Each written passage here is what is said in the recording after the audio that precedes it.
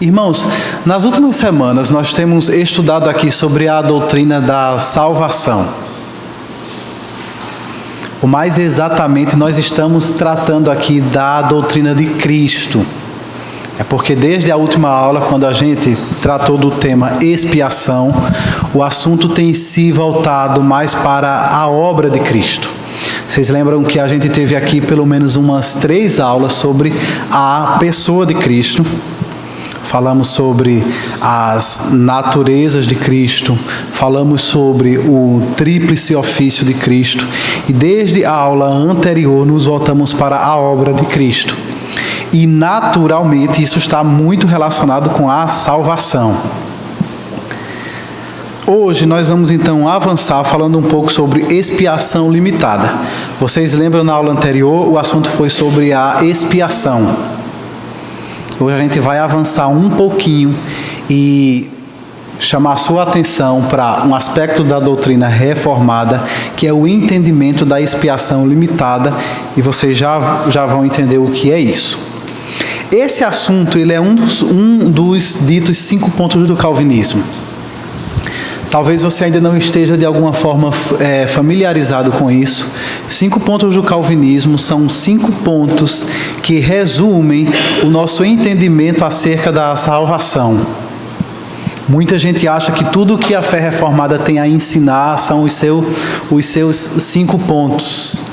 E não é verdade. A fé reformada ela é muito mais do que os seus 5 pontos.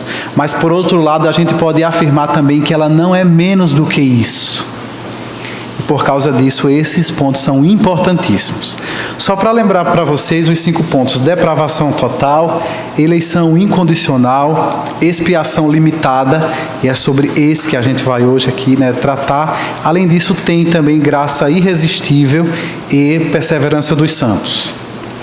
E aqui eu trago, como sempre, uma definição.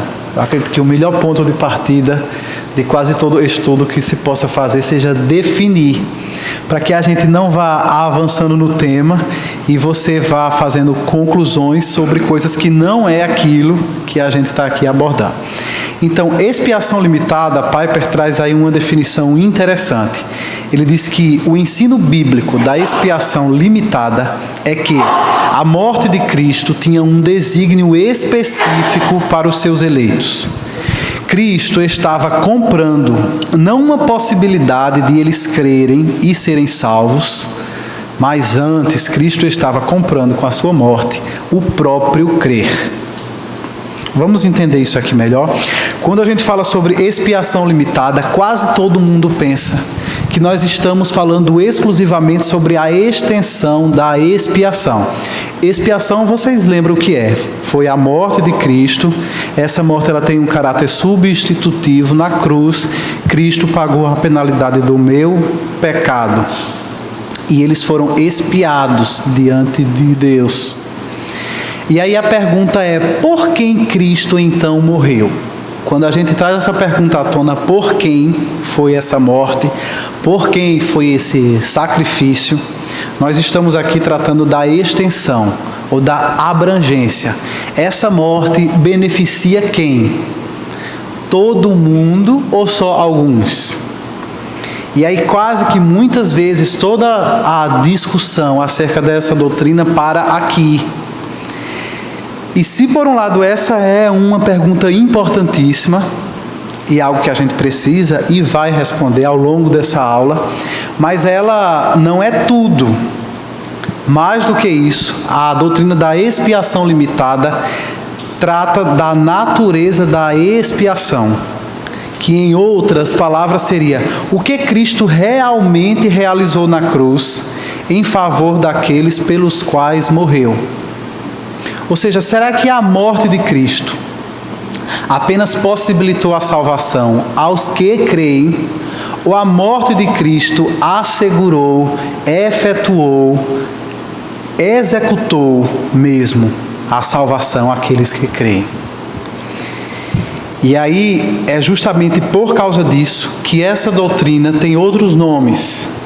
E muitas vezes a gente acha que de fato esse nome, expiação limitada, de todas as outras possibilidades fosse o nome mais inadequado, porque a palavra limitada pode dar a ideia de alguma deficiência, uma expiação deficiente, uma expiação incompleta, uma expiação parcial. Só que a palavra limitada não significa limitada quanto à sua eficácia. Trata-se de limitada quanto ao seu objeto. Ou seja, a morte de Cristo tinha um objeto específico, um grupo de pessoas específico. E a gente vai ver isso na Bíblia. Então é justamente por causa disso que tem sido muitas vezes proposto que talvez o melhor nome para essa doutrina seja expiação particular, expiação efetiva, expiação objetiva ou expiação intencional. Esse nome expiação limitada surgiu no debate que houve no século XVII entre os reformados de um lado e os remonstrantes de outro. Um grupo de pessoas que estavam desafiando a doutrina reformada que se cria até então. Esse desafio não era um desafio doutrinário apenas, mas era um desafio político, porque no século XVII você tinha religiões nacionais. Então esse desafio não foi feito diante de uma igreja, um pastor. Esse desafio foi feito diante do parlamento holandês. E eles estavam questionando todos os 5 pontos do calvinismo. Inclusive, até antes disso, nem existia 5 pontos. Existia o entendimento que esses 5 pontos expressam, mas não existia essa organização em 5 pontos. Essa organização justamente veio a existir como uma resposta aos 5 pontos dos remonstrantes. E aí a crítica deles é que quando você diz que Cristo morreu só pelos seus eleitos, você estaria limitando o sacrifício de Cristo. Por outro lado, os reformadores nos ajudam a entender que se por um lado a expiação ela é particular para o grupo dos eleitos, por outro lado, limitada é uma palavra que não se aplica quando você pensa na sua eficácia. Porque no pensamento arminiano, Cristo morreu por todo mundo indiscriminadamente. Mas, por outro lado, a morte de Cristo gera apenas uma possibilidade de salvação, sem que ela, de fato, efetue a salvação de pessoa alguma. Então, de acordo com o pensamento arminiano, seria possível, inclusive, que Cristo, mesmo tendo morrido por todo o mundo, se ninguém depositasse a fé nele, essa morte seria em vão. Na fé reformada não, embora essa expiação tenha um grupo específico, esses pelos quais Cristo deu a sua vida têm a sua salvação assegurada na própria expiação. A morte de Cristo efetivamente comprou e assegurou a salvação deles, de forma que, embora ela seja limitada, intencional, objetiva, particular em seu objeto, ela é efetiva e ela é ilimitada na sua eficácia. E eu acredito que a gente pode ver isso na Bíblia claramente. Não apenas esse é um ensino explicitamente percebido no Novo Testamento, mas quando você olha a redenção ao longo da Bíblia toda, você vai ver que a redenção divina, ela tem sempre um grupo específico. Ela não é uma redenção aleatória, que se aplique a quem interessar possa. É uma redenção que se aplica a um grupo que Deus soberanamente destinou. Veja, por exemplo, Deuteronômio, capítulo 4, quando Moisés escrevendo diz: "E porque amou os seus antepassados e escolheu a descendência deles, ele foi em pessoa tirá-los do Egito com o seu grande poder." Está se falando aqui de quem? Do povo hebreu. E o que está sendo dito a esse povo hebreu é que é por causa do amor que Deus tem por eles e por seus antepassados, e por haver Deus escolhido a descendência deles, é que Deus resolveu pessoalmente descê-los para tirá-lo do Egito com o seu grande poder. E aí você pode perguntar, mas o que é que o Egito tem a ver com a minha salvação? O Egito tem tudo a ver, porque é o Egito que no Antigo Testamento nos dá o grande paradigma da redenção. Tudo que se entende sobre redenção no Novo Testamento está amplamente refletindo o entendimento da redenção que se teve a partir do êxodo do povo do Egito. E Deus está aqui dizendo que Deus primeiramente amou um povo específico. Deus também escolheu esse povo, e por causa disso, Deus escolheu redimi-los do Egito. Deus resolveu salvá-los da escravidão no Egito. E veja bem, os hebreus não eram o único povo escravo naquela época. Havia tantos outros povos escravos, tanto no Egito como em outras partes do mundo. E por que que Deus resolveu escolher esse povo para libertá-los? O texto diz, porque Ele amou e escolheu a esse povo. O texto diz mais, o Senhor, o seu Deus, os escolheu dentre todos os povos da face da terra para ser o seu povo, o seu tesouro pessoal. E aqui a gente pode pensar, será que esse povo tem alguma coisa especial? Será que eles tinham algo que chamava a própria atenção de Deus? Será que esse povo de alguma forma fazia por merecer que Deus escolhesse eles, que Deus amasse eles e que Deus redimisse eles do Egito? E aí o texto continua e vai nos dizer que não. O Senhor não se afeiçoou a vocês, nem os escolheu por serem mais numerosos do que os outros povos, pois vocês eram o menor de todos os povos. Aqui o texto nos dá apenas um exemplo de um aspecto que mostra que esse povo não tinha nada que chamasse a atenção de Deus, ou que nesse povo não tinha nada que obrigasse a Deus a tratá-los com benevolência. A motivação para Deus agir na vida deles não estava em nenhum aspecto inerente ao povo, estavam em aspectos inerentes ao próprio Deus. É Deus que ama, é Deus que escolhe e é Deus que salva. Mas foi porque o Senhor os amou e por causa dos juramentos que fez aos seus antepassados. Então aqui já no Antigo Testamento, nesse grupo desses 5 primeiros livros da Bíblia, nós já temos aí os fundamentos para um entendimento posterior da expiação limitada. Que o Deus que salva é um Deus que escolhe um grupo e faz desse grupo o objeto do seu amor, da sua misericórdia e da sua salvação. Depois a gente pode ver isso também em Isaías 53. Saímos então da lei e vamos para a literatura profética. E olha o que a gente vê, Isaías 53, falando especificamente, ou profetizando especificamente acerca da morte de Cristo, o texto diz: pois ele, Jesus, o servo sofredor, ele foi eliminado da terra dos viventes, por causa da transgressão do meu povo.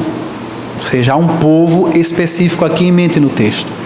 Por causa da transgressão do meu povo, ele foi golpeado. Embora não tivesse cometido qualquer violência, nem houvesse qualquer mentira em sua boca. Contudo, foi da vontade do Senhor esmagá-lo e fazê-lo sofrer. E embora o Senhor faça da vida dele uma oferta pela culpa, depois do sofrimento de sua alma, ele verá a luz e ficará satisfeito. Pelo seu conhecimento, meu servo justo justificará a muitos, não a todos, mas a muitos, e levará a iniquidade deles. Observe como esse verso trata dos 2 aspectos da expiação limitada. Primeiramente diz que o servo ele tem um povo específico pelo qual ele sofrerá. E depois diz que, como resultado do sofrimento de Deus por esses muitos que são o seu povo, Cristo efetivamente levará a iniquidade deles. Não que se abrirá uma possibilidade para submetido à condicionalidade dessas pessoas virem em algum tempo querer ou não, que isso será aplicado a eles. O que o texto diz é que esses muitos, eles têm as suas iniquidades levadas, efetivamente levadas, por aquele que sofreu por eles. Diz mais o texto: por isso eu lhe darei uma porção entre os grandes, e ele dividirá os despojos com os fortes, porquanto ele derramou sua vida até a morte, e foi contado entre os transgressores. E aí mais uma vez a gente tem essa mesma ideia repetida. Pois ele carregou, Cristo efetivamente carregou o pecado de muitos e intercedeu pelos transgressores. Quando a gente chega em Mateus, há essa ideia de que existe um povo específico, ela é outra vez enfatizada no anúncio de Cristo. O anjo aparece para José e diz que ela, falando, de Maria, de quem José estava desconfiado, diz: ela dará à luz um filho e você deverá dar-lhe o nome de Jesus, porque ele salvará o seu povo. Mais uma vez, ele não apenas possibilitará a salvação, mas ele efetivamente salvará o seu povo dos seus pecados. E aqui uma pessoa pode perguntar: será que esse povo referido no texto não é o seu povo étnico, o judeu? E aqui a gente precisa concluir que não, ou pelo menos não apenas eles, porque a gente bem sabe que o povo dele, os contemporâneos dele, pelo menos a maioria deles, não foram salvos por Cristo. Pelo contrário, eles rejeitaram a Cristo. Então, se Cristo tem um povo que é salvo por ele, não é obviamente seu povo étnico apenas, mas é o seu povo, referindo-se à sua comunidade de discípulos, aqueles que creem na obra dele.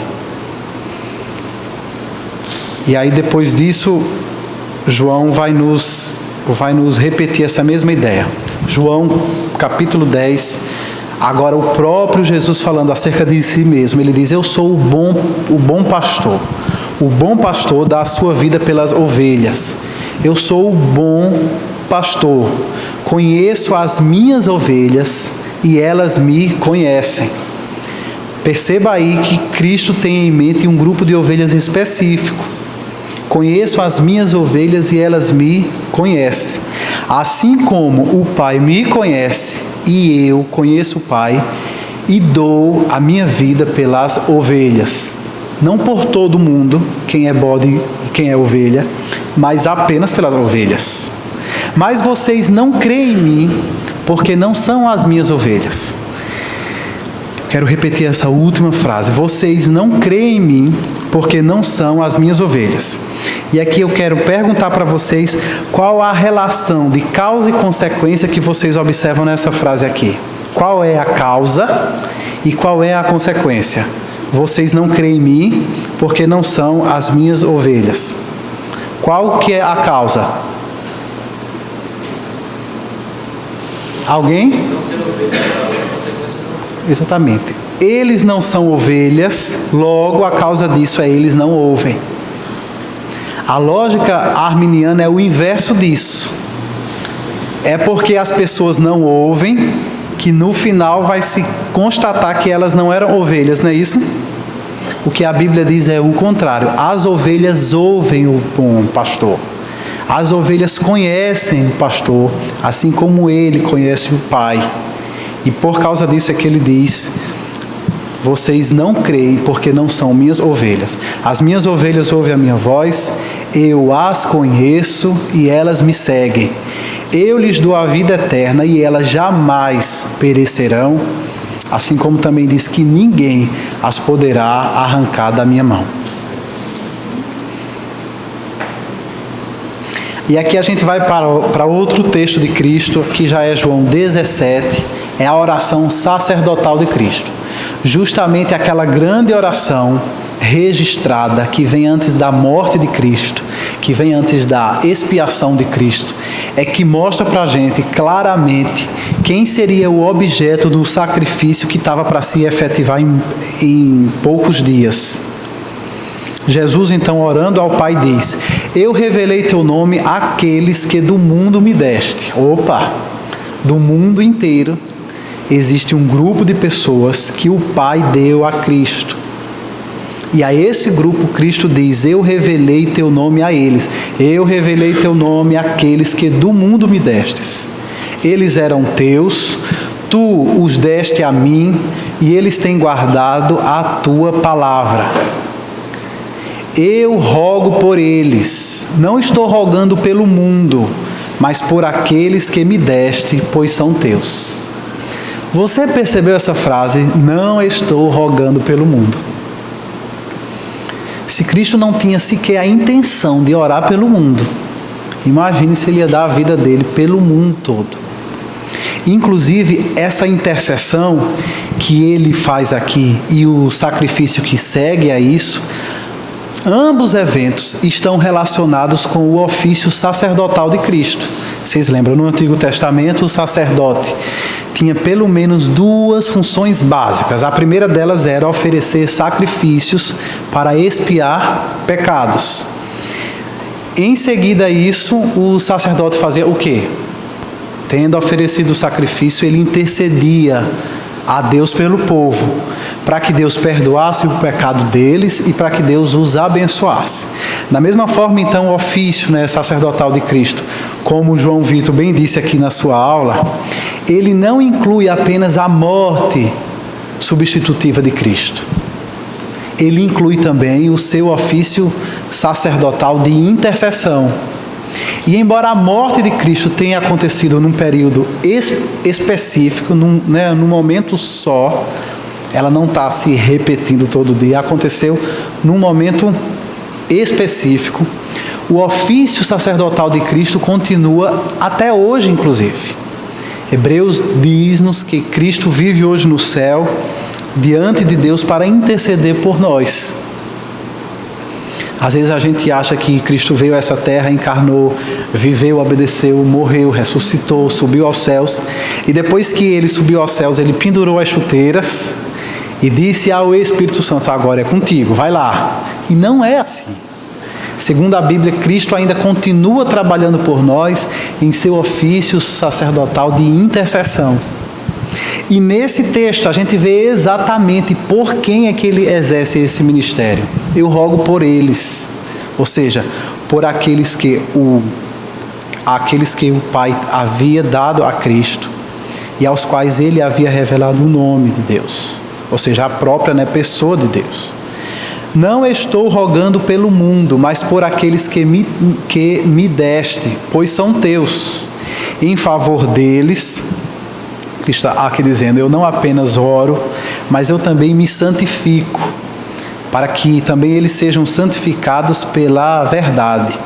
Se você tem dúvida do que você acabou de ler, o texto diz mais: minha oração não é apenas por eles, rogo também para aqueles que crerão em mim, por meio da mensagem deles. Ou seja, Cristo intercede, Cristo exerce o seu ofício sacerdotal apenas por aqueles que o Pai lhe deu. E não apenas Cristo diz isso, mas esse é o testemunho do Novo Testamento inteiro. A gente vê isso o tempo todo. Veja, por exemplo, Atos 20. Temos aqui Paulo, falando aos presbíteros de Éfeso: cuidem de vocês mesmos e de todo o rebanho sobre o qual o Espírito Santo os colocou como bispos para pastorearem a igreja de Deus, que ele comprou com o seu próprio sangue. Esse versículo aqui ele é maravilhoso. Primeiro porque ele é um dos melhores versículos trinitários da Bíblia. Vocês viram como nesse versículo você vê nitidamente a pessoa do Pai, Filho e Espírito Santo. Fala sobre Espírito Santo, fala sobre Deus, e depois diz que Deus comprou essa igreja com o seu próprio sangue. Ou seja, Deus Pai não derramou o seu sangue, Deus Filho o derramou. o texto faz não apenas referência aos três, mas ele também faz uma identificação bem próxima de Deus Pai com Deus Filho. Mas o nosso assunto não é esse hoje. Isso é só bônus da aula, tá? O assunto mesmo da aula é que o texto nos diz que o que Cristo comprou com o seu próprio sangue, ou o que Deus comprou através de Cristo com o próprio sangue, não foi o mundo inteiro, mas foi a igreja. Foi o rebanho que agora Paulo estava encarregando aos bispos de Éfeso, né? Presbíteros de Éfeso. Da mesma forma, em Efésios capítulo 5, Paulo diz: marido, amem as suas mulheres, assim como Cristo amou a igreja e entregou-se a si mesmo por ela. Cristo amou a sua igreja e se entregou por ela. O que será então que a nossa confissão de fé nos diz acerca disso? Ela nos diz que o Senhor Jesus, pela sua perfeita obediência e pelo sacrifício de si mesmo, satisfez plenamente a justiça do Pai. E para todos aqueles que o Pai lhe deu, adquiriu não só a reconciliação, como também uma herança perdurável no reino dos céus. Cristo, com toda a certeza, eficazmente aplica e comunica a salvação a todos aqueles para os quais Ele a adquiriu. Meus irmãos, isso é algo que precisa estar bem gravado na nossa mente. O que é que Cristo foi à cruz fazer por nós? Ele não foi ali conquistar apenas a chance de eu ser salvo, dependendo de mim. Imagina um Deus que executasse um plano de salvação tão bem orquestrado como esse que a gente vê na Bíblia, e depois esse Deus simplesmente se sentasse na calçada e fosse esperar para depender e para observar que resposta que o homem daria a ele. Não seria um Deus soberano, seria um Deus totalmente vulnerável às contingências humanas. E não é esse. Definitivamente não é esse o Deus que a gente vê na Bíblia. Então esse ensino dessa expiação limitada, ele não é apenas coerente com aquilo que a gente vê na Bíblia, em textos bíblicos que falam sobre ele explicitamente, como a gente viu aqui, mas ele é coerente também com tantas outras doutrinas bíblicas que a gente entende. Por exemplo, ele é um tema que é totalmente coerente com a doutrina da soberania de Deus, por esse motivo que eu acabei de dizer aqui. É um tema que também está em total coerência com a doutrina da eleição. Se Deus escolheu um povo para si, se Deus escolheu salvar um povo especificamente, é claro que a morte de Cristo, que é o meio pelo qual Deus salva esse povo, só pode ser dada exclusivamente para eles. É coerente também, por exemplo, com a doutrina dos decretos de Deus. A gente viu aqui em aulas anteriores que tudo quanto Deus quer, Ele soberanamente decreta e as coisas acontecem. Não estamos aqui negando causas secundárias, mas a causa originária de tudo quanto acontece é a vontade soberana de Deus. Então, se pessoas veem a salvação, é porque Deus decretou isso. E por causa disso não faz sentido nenhum que a morte de Cristo tenha sido realizada por todos os homens. Essa doutrina não é apenas bíblica, mas ela é também lógica, por alguns aspectos. Veja mesmo, se na morte de Cristo, Cristo tivesse pago o preço pelos pecados do mundo inteiro, levando em consideração que nem todo mundo será salvo, e muitos seguirão para a destruição, levando em conta que muitos seguirão para a punição eterna, então isso significaria dizer que Deus puniria o pecado dessas pessoas duas vezes. Primeiramente em Cristo e depois nelas mesmas, quando elas fossem acertar suas contas com Deus. E isso seria ilógico, seria antibíblico, seria incompatível com a justiça divina. O pecado que Cristo expiou na cruz foi o dos seus eleitos. não apenas conquistando perdão para eles, mas assegurando, efetivando a salvação deles. E por isso jamais correrá o risco de que uma pessoa venha a ser punida 2 vezes. Isso não é bíblico. Então, se por um lado, muitas vezes a gente pensa, poxa, essa doutrina restringe muito. Cadê a graça de Deus nisso? Por outro lado, a gente precisa ver a graça evidenciada na eficácia do sacrifício substitutivo de Cristo, daquilo que Ele efetivamente conquista para os seus. E aqui nós temos sempre algumas objeções. Sempre quando a gente fala sobre esse assunto, vão vir algumas pessoas que vão encontrar na Bíblia alguns versículos que parecem provar exatamente o contrário. E embora exista alguns versículos, não existem muitos versículos, mas existem alguns, geralmente a gente pode dividi-los em 2 grupos principais. Versículos que são baseados ou centralizados na palavra mundo, ou versículos que são centralizados na palavra todos. Ou seja, a palavra mundo e todos é que geralmente causa confusão sobre esse assunto. Por exemplo, talvez eu estou aqui falando o tempo todo e você pensa, meu Deus do céu, e aquele versículo bem conhecido que diz, porque Deus tanto amou o mundo que deu o seu Filho unigênito, para que todo aquele que nele crer não pereça, mas tenha a vida eterna. Ou que tal aquele outro de João, quando diz que ele, Jesus Cristo, é a propiciação pelos nossos pecados, e não somente pelos nossos, mas também pelos pecados de todo o mundo. E aqui a gente precisa entender que uma coisa é uma coisa e outra coisa é outra coisa, não é? A gente não pode confundir. Primeira coisa a gente precisa entender, a Bíblia foi dada em linguagem humana. Embora a Bíblia ela tenha origem divina, mas ela foi dada sob inspiração de homens e para benefício dos homens. Portanto, a Bíblia não foi dada numa linguagem sobrenatural. Ela foi dada numa linguagem humana. E na linguagem humana, a gente frequentemente usa a palavra mundo sem querer necessariamente referir-se a todos os habitantes do mundo. Por exemplo, eu posso dizer hoje, e é verdade, que eu gostaria que todo mundo viesse ao culto de oração. E só se você for muito maluco para achar que eu estou me referindo a todos os habitantes do mundo. Eu estou no máximo pensando em todos os membros dessa igreja, ou pelo menos na maioria deles. Então, muitas vezes a gente vai ver a Bíblia usando o mundo em contextos nos quais todos os habitantes do mundo seria impossível, seria até ilógico mesmo. Geralmente, então, quando a Bíblia usa a palavra mundo no contexto de salvação, o sentido é habitantes do mundo inteiro, não em sentido quantitativo de todo mundo, cada um deles, mas em sentido qualitativo, ou seja, pessoas de todo o mundo. Não todos os habitantes do mundo, mas pessoas de todo o mundo.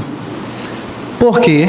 Porque a Bíblia foi escrita por judeus e originalmente para judeus também. E embora a Bíblia sinalizasse que através de Abraão todos os povos da terra seriam abençoados, os judeus deliraram e começaram a pensar que a salvação era só para eles, que Deus tinha um negócio fechado com eles, que Deus tinha realmente fechado o negócio com eles. Então é por causa disso que a Bíblia está lembrando o tempo todo que a salvação que se dá em Cristo ela é para o mundo inteiro. Não para todos os habitantes do mundo, mas para pessoas do mundo todo e não apenas judeus. Até porque se nós fôssemos pensar no mundo todo e a gente olhasse para um último versículo como esse que diz que Cristo é a propiciação pelos pecados de todo o mundo, nós precisaríamos em última análise concluir que no final de tudo todo mundo seria salvo. Se Cristo fez a propiciação diante de Deus pelos pecados de cada habitante do mundo, como alguns podem interpretar esse último verso, então o inferno vai ter que ser fechado, porque não vai ter ninguém perdido, não é? E falando assim parece ser um argumento absurdo, mas não é, porque justamente existe uma linha teológica que advoga exatamente isso. Não sei se alguns de vocês ouviram falar sobre o universalismo. Pois bem, inclusive pessoas que começaram bem, começaram crendo na fé de uma forma ortodoxa, certinho, acabaram no final da vida defendendo o universalismo, que no final de tudo Deus ia salvar todo mundo e o inferno seria inutilizado, não é? Veja, por exemplo, um texto como esse, João capítulo 1, versículo 29. Como é que eles interpretam? Que Deus amou o mundo inteiro mesmo, cada habitante do mundo, deu o seu Filho por eles, e agora Deus aguarda que eles respondam a isso. Se eles responderem, bem, eles vão ser beneficiados. Se eles não responderem, Deus infelizmente não poderá fazer nada mais por eles. Não é isso? João 1, 29. Esse versículo aqui é maravilhoso. João Batista vê Jesus de longe e ele percebe logo quem é Jesus Cristo. Eu fico pensando, quem foi que disse isso a João, não é? Jesus ainda não tinha dado nenhuma pregação, não tinha ensinado em nenhuma escola bíblica dominical, nenhum livro escrito acerca dele, nenhum vídeo no YouTube acerca de Cristo. E João bate o olho nele e diz: vejam, é o Cordeiro de Deus que tira o pecado do mundo. Imagine como essa frase deve ter soado chocante para aquelas primeiras pessoas que ouviram isso. Talvez você, criado numa cultura católica, ouviu isso na missa a vida inteira. Jesus é o Cordeiro de Deus que tira o pecado do mundo. E essa frase para você nunca tenha causado surpresa nenhuma. Mas essa frase foi dita inicialmente não para católicos romanos, foi dito para judeus. E os judeus estavam acostumados a ver por séculos cordeiros, animais mesmos, cujo sangue era derramado para cobrir os pecados da nação de Israel, para cobrir os pecados exclusivamente dos judeus. E agora João está apontando para um homem, não para um animal. Está apontando para um ser humano e dizendo que esse ser humano, Jesus Cristo, é o Cordeiro de Deus, que tira o pecado, não apenas cobre, mas ele tira mesmo, ele remove. Como a gente tinha lido lá em Isaías 53, que ele levaria as iniquidades de muitos. E o objeto não é apenas os judeus, agora ele tira o pecado do mundo, de pessoas do mundo inteiro. Esse versículo é maravilhoso. João só pode ter entendido isso por revelação divina. A mente humana nenhuma seria capaz de chegar a uma conclusão dessa por si só. Da mesma forma, João capítulo 4. E observem como quase todos esses textos que nós lemos, eles partem de quem? De João. João é que tem esse uso da palavra mundo nesse sentido qualitativo. Quando chega naquele episódio da mulher samaritana, disseram à mulher: agora cremos, não somente por causa do que você disse, pois nós mesmos o ouvimos. Ouviram a Cristo e sabemos que este é realmente o Salvador do mundo. Pense na importância que essa frase teve para quem disse. Quem foi que disse isso? Os samaritanos. Lembram disso, João 4? Jesus vai, tem um encontro com ela, a mulher samaritana. Ela é impactada por aquele diálogo poderoso que ela teve com Cristo. E ela leva Cristo aos seus para que ele fale também a eles. E quando eles ouvem e creem, a conclusão que eles chegam é que Jesus é realmente o Salvador do mundo. Até então, se acreditava que os samaritanos estavam perdidos. Eles eram um povo mestiço, religiosamente eles eram um fracasso mesmo. Eles não tinham acesso ao templo, eles não tinham acesso nem à Bíblia toda da época. E eles eram realmente considerados como pessoas perdidas. Mas quando Jesus Cristo vem falar a eles, ele diz que Jesus é o Salvador do mundo, eles estavam aqui reconhecendo que tudo aquilo que eles haviam ouvido a vida inteira, que para eles não havia salvação, agora em Cristo havia. Cristo era o Messias, e como Messias ele era não apenas salvador dos judeus, mas ele era salvador do mundo inteiro. Veja aqui, por exemplo, em João 16, se nós aplicarmos o sentido de cada habitante do mundo, esse versículo aqui vai ficar esquisitíssimo. Jesus aqui falando sobre o Espírito Santo, mais uma vez João 16. Falando sobre o Espírito Santo, Jesus diz: eu afirmo que é para o bem de vocês que eu vou. Se eu não for, o conselheiro não virá para vocês. Mas se eu for, eu o enviarei. E quando ele vier, ele convencerá o mundo do pecado, da justiça e do juízo. Significa então que quando o Espírito vier, ou quando ele viesse, ele convenceria todos os habitantes do mundo, numericamente falando? É claro que não. Mas que ele convenceria pessoas de todo o mundo, representantes de todos os povos, língua, tribo e nação. Então, quando você vê um texto que parece universalizar a salvação a partir da palavra mundo, lembre-se disso. Lembre-se dos primeiros autores da Bíblia, lembre-se do público original da Bíblia e tente entender que sentido a palavra mundo fazia naquele contexto ali. Outra palavra que a gente tem é justamente a palavra todos. Talvez essa seja um pouquinho mais até problemática do que mundo. Paulo diz: isso é bom e agradável perante Deus, nosso Salvador, que deseja que todos os homens sejam salvos e cheguem ao conhecimento da verdade. Pois há um só Deus e um só mediador entre Deus e os homens, o homem Cristo Jesus, o qual se entregou a si mesmo como resgate por todos. E aqui, mais uma vez, a gente precisa fazer uma decisão hermenêutica. Se nós vamos interpretar a palavra todos no sentido quantitativo de todos, significando todos, cada um dos habitantes desse mundo, ou se serão todos em seu sentido qualitativo, ou seja, todo tipo de gente. E aí justamente o contexto desse versículo nos ajuda a entender que ele está justamente falando sobre todo tipo de pessoa. O versículo que vem antes é: antes de tudo, eu recomendo que se façam súplicas, orações, intercessões e ação de graças por todos os homens.